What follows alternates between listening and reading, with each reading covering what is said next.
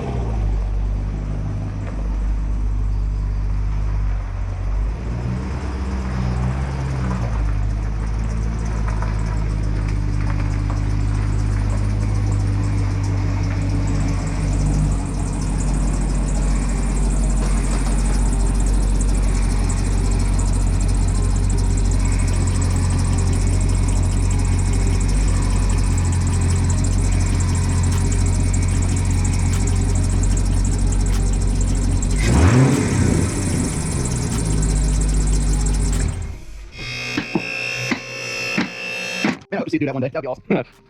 That part right there, it's a good spot. Another up and coming project's my 1970 Olds Cutlass.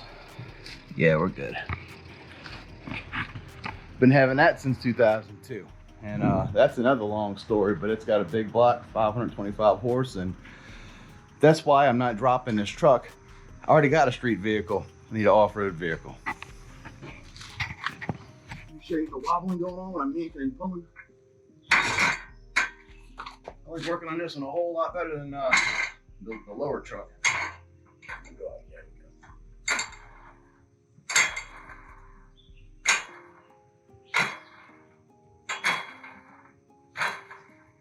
I got it close and said.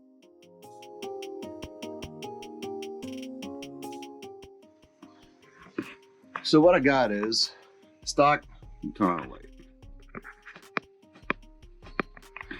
So this is just stock manifolds to some eBay bullet cats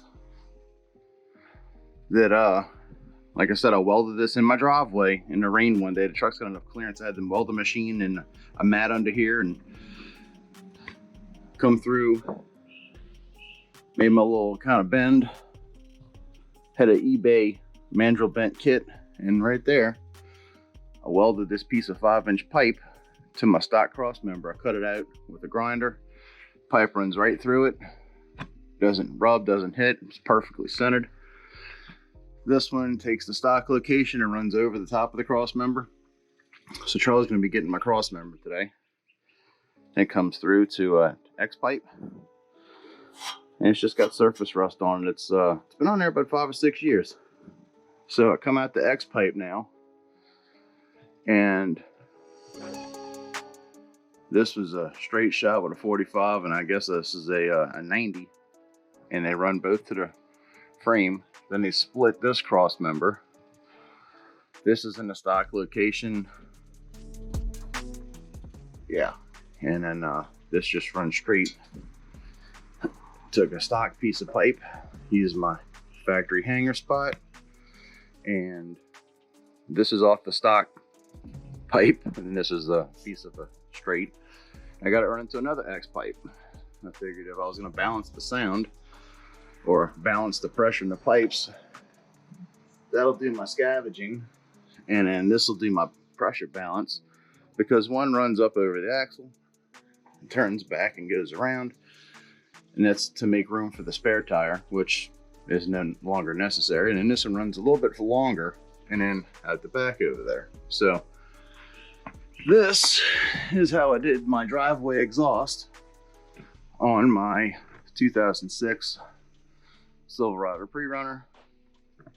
Some of it's welded, some of it's clamped and tacked, but it's been on 5 or 6 years and doesn't rattle, doesn't squeak. It makes an awesome sound, I think, and did everything it needed to do. This engine like really screams top in RPM, and it's stock, no cam, no nothing. I had a tune on it, just one of those little handheld Diablo Sport tuners. I don't advise those. Go HP tuners. It's a way better deal. You can do a whole lot more with it. So Bilstein 5100 series shocks. Had to put a little extension, make sure I get full travel out of them. Like I said, Deaver 10 leaf, off-road leaf springs, put some drop shackles on it. Those are probably going to stay so the spring can actually move as much as it has to, and I'm going to do some drop hangers up here in the front. These are going to go up, be level with the frame. That way my axle will have the correct amount of tilt on it. You see the drive shaft's got a little crick in it.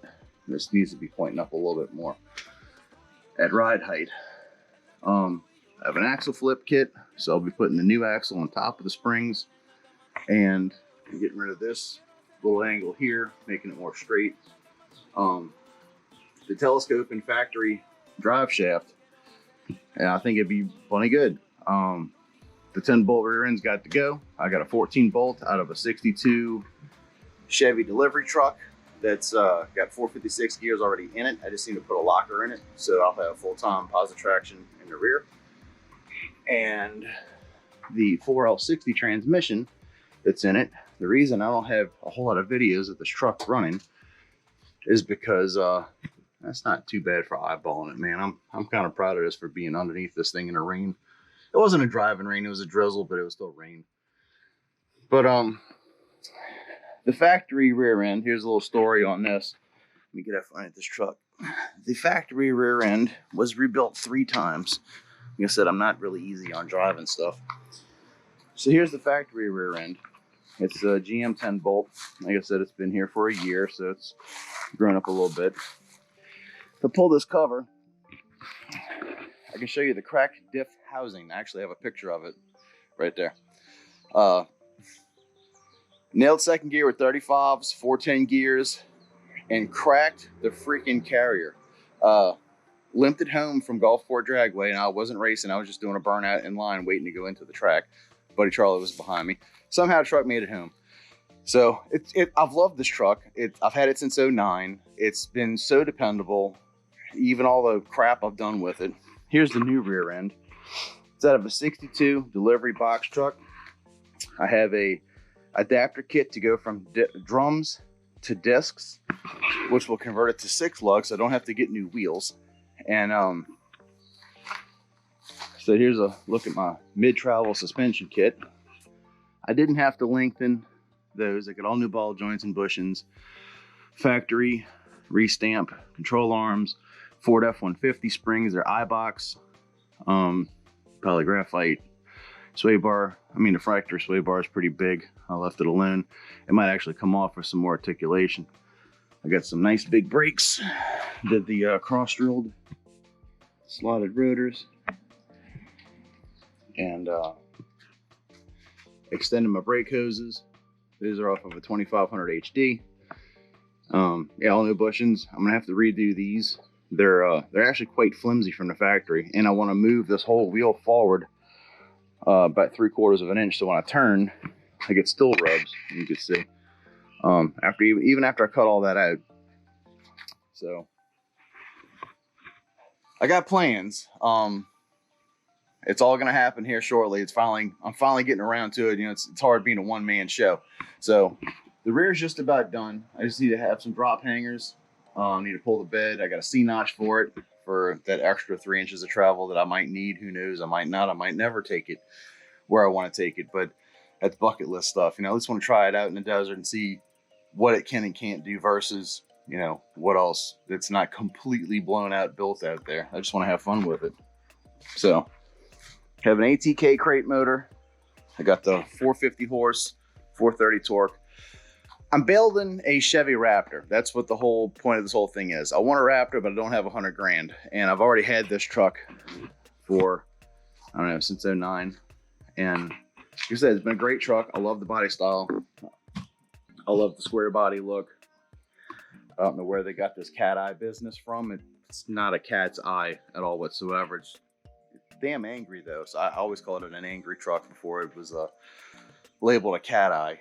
So since I bought the Suburban, I sat this up. It's been a year. I bought the Suburban in February. Hell, it's been almost a year and a half. This truck's been sitting. So that's why it's got all the funk on the glass and the crustiness, because I really haven't been able to drive it. I don't have second gear. So this rear end that's in the truck is a stock open diff 342. Now I put it on to limp me around town till I could get a better rear end. I got the better rear end, and some dude in a Mustang was like, bruh, that bitch sounds mean. Let's run. So I did. And when it nailed second gear, 342s and 35s at like 65 miles an hour, because it winds out so hard. I need to do the gear ratio calculator and see what a 342 and 35s is compared to factory. It nailed second, made a god-awful noise, and again, I was able to limp it home. So I put it up on jack stands and kind of let it go through the gears. As soon as it hit second, it locked the whole drivetrain up. So that's when I decided, you know, I can't drive and work on it at the same time. When I bought the Suburban, laid it up. I did a few things to the Burb. It's about as far as I can go until I get something else to drive. And then I'll be able to twin turbo the Suburban, go through the transmission, put my HP tuners on it, because right now it's got the Diablo Sport. The reason I don't like Diablo Sport is it encrypts your factory tune, Even though you set it back to factory, you can't tune it with anything else but Diablo Sport. Diablo Sport does not give me the option of turning off torque management on that Suburban. So that's why there's been no Suburban burnout videos or really anything fun, because you floor it and it's about the same as half throttle. So the RPMs come up into the safe zone where it really can't do anything else until it shifts. Then you can feel it hold itself back again. The 8.1 wants to go, but the computer holds it back so bad. It's just, it's as fun as it can be. So, but the guts out of this, the 5.3 is getting a cam swap, and the 4L60 has second gear broken. I need to pull it down and see what's wrong with it. But I do have a Sonax 6 planetary gear that's a close ratio.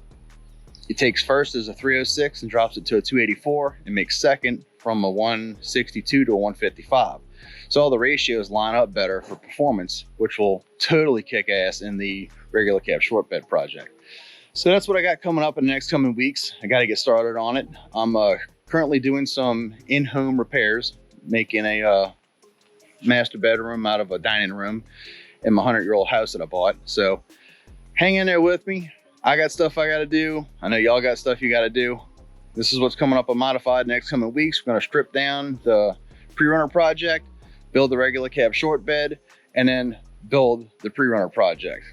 I'd like to do a little bit more on my Suburban, but I can't, because you got to have your daily together to drive. So I'm relying on the Suburban as my daily so I can get rid of these next two projects. And once I get a dependable vehicle to drive, the 8.1's getting turbos. So hanging there with me. Appreciate y'all hitting that like and subscribe, doing what you do, follow me what I do.